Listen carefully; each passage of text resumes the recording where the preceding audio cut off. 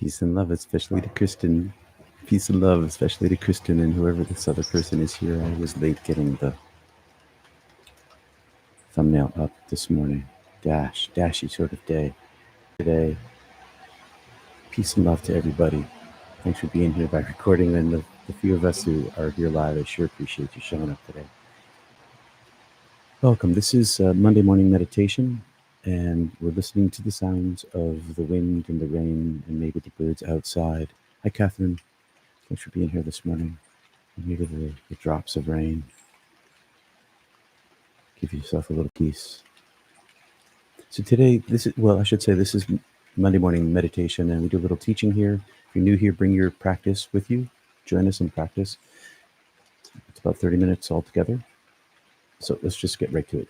In Jewish mysticism, particularly in Hasidic and Kabbalistic teachings, the soul is seen, is understood, and I think experienced, yes, as having multiple layers or dimensions.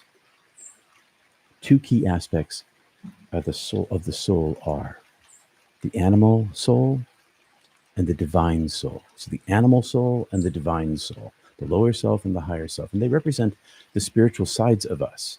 So the animal soul is the part of us that's connected to our physical life and our basic survival. We've talked about this sometimes over the last several years. This side of the soul is focused, and necessarily so, on fulfilling immediate needs like food, comfort, safety. It's called the animal soul because it's human. It's alive. It's like all the other animals. It's every living thing has this similarity, and it's not bad to be an animal. It became bad in at least Western Christian culture to be called an animal. Oh, you animal! He's such a beast. But we're all animals. We're all beasts, and we all have this similar nature. The animal soul that is the necessary means by which we survive as individuals, tribally, societally, and it's not bad. But it's primarily tied to this primal, instinctual, brain, analytical, reasoning parts of ourselves that help us survive. It's necessary. So the ego and the material focus. The animal world, the animal soul and the world, it's all about the present moment and what we need to physically, emotionally stay secure. Think of it, early hominids, and you need to be physically secure for the species survival. It's very deep in our DNA. And it also has to do with our emotionality to stay secure. It's not ever about evil. It is more about self-centered focusing on the material things. The egoic self loves pleasure. Who doesn't love pleasure? Security and comfort. And we have these emotional impulses that's also related to the animal soul. This aspect of our soul is also linked to the basic emotional reactions like anger, jealousy, and fear. These emotions drive us toward actions that may feel good or protect us, but they don't necessarily align with the higher spiritual divine self. This animal nature that we have, this animal soul, it may seem less refined than the divine soul, and this is true. It has more limitations than the unlimited self. It's essential for individual and societal survival in the physical world. And so our spiritual goal isn't to suppress this. We need this, but to deny its mastery over the self, which is to elevate our minds, direct the energies of the lower self toward a more meaningful, positive, eternal endeavor. You can ask why it's this way, or you can work with what we got. I choose to work with what we got. And so the higher self, the divine soul in the Kabbalistic teaching, is on the other side of this animal soul. This is how they explain this. The part of the soul that's directly connected to God. It's the part that we are, that's directly our original selves, and it is connected directly to the spiritual realm, the higher self. It is our higher self. It's not just a part of the divine or some other thing other than our animal nature. It is us. And through it, we're able to reconnect with the highest consciousness. And the closest, highest consciousness to us is the divine soul, our divine soul, ourselves. It's right here.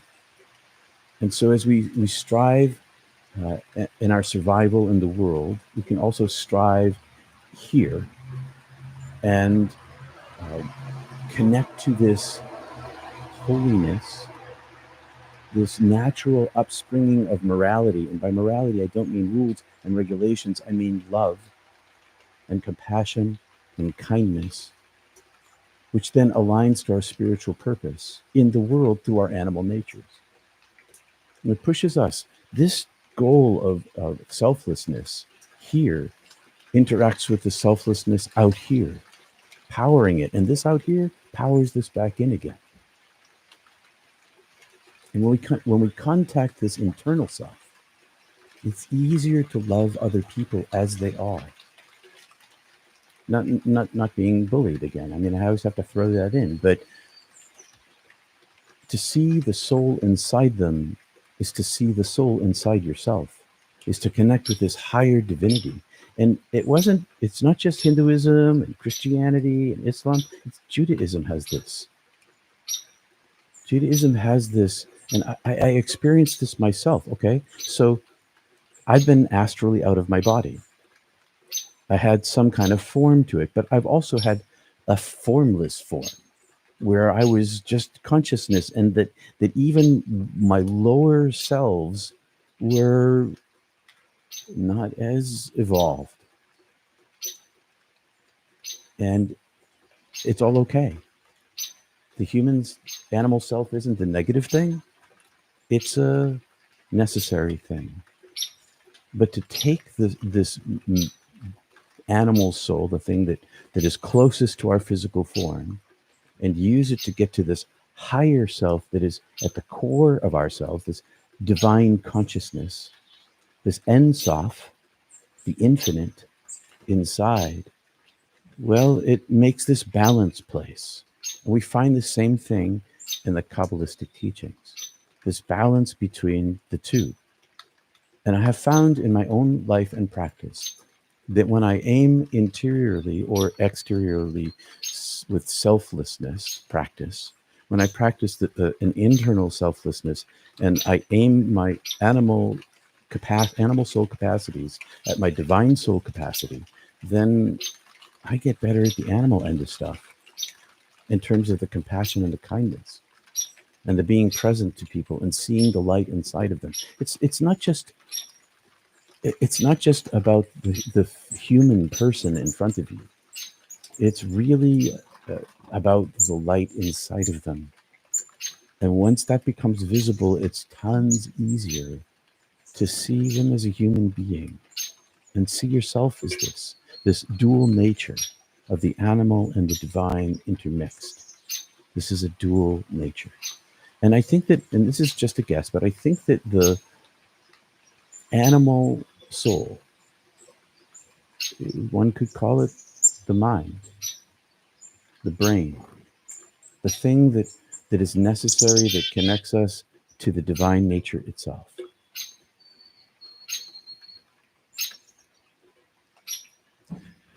I just kind of slipped away there on the call of the birds. I hope you can hear the birds this morning. Let me know if they're too strong, too weak, if you don't like the cars. Good morning, everyone. I hope that was helpful. Hey, Catherine, Basilia, Judith, Pat, Lynn, Jay, Lisa. You're delightful. You like the animal sounds. All right, cool. Oh, they're a bit loud, but we like them. Okay. I can turn them down. Thank you for that. I'll keep them at a lower level. They come right up to the mic sometimes. All right, thanks for listening to that and letting me know too. Hopefully that's not a deterrent for some people, the loudness of it. But I'll turn it off for meditation time. Was that clear? Did I hit the nail on the head or did I miss the board? That was the tough one this morning. Anyway, peace and love, everybody. I'm gonna begin my own meditation practice here. Make sure my timer's set. 20 minutes. I'm listening to the birds. Oh my god. Let's see. Timer 8:30. Try to turn it down. Turn that down. Okay. I'll start with a little bit of birds as we talk. I'm using this hand lula as I frequently do, almost always, when I'm sitting with you. Straight spine is very helpful. A straight spine allows airflow in your throat, but it's not. Get rid of the car. It's not 100% necessary, but it does. Tipping your neck constricts the throat. Raising it up constricts the throat. I do both of those things too, but mostly I sit with a straight spine, my feet flat on the floor, my hands in a mula, as I showed you. I'm gonna. Oh yes, always. Cheapers, creepers. Unbuckle your belt. Pop that button. Wear sweats, yoga pants, tights. That's breathing in.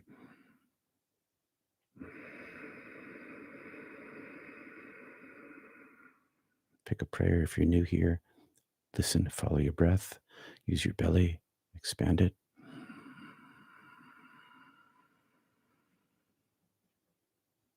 Pause. Release. Ride your breath. Feel your back of your throat. If you've been with me for a while, feel the place in the back of your throat that the wind, the air touches.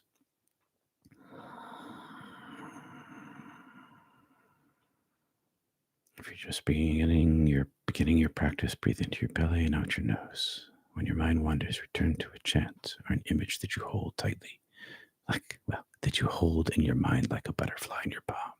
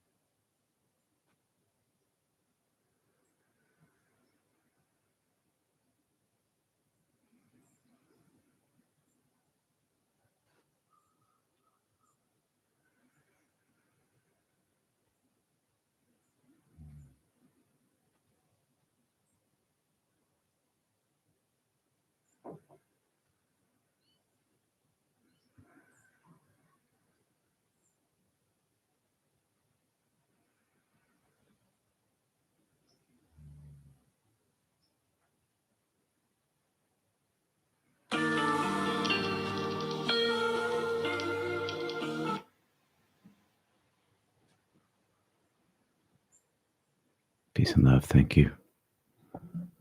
Thank you for being here. I hope you do like the birds. Elisa. Bird is the word. Peace, Wendy, and to you and all who craft people there. Amoto Masura has done a good job studying the effects of our communication, as in all life. Send your plants love. Their beauty will multiply its bounty if you send it love.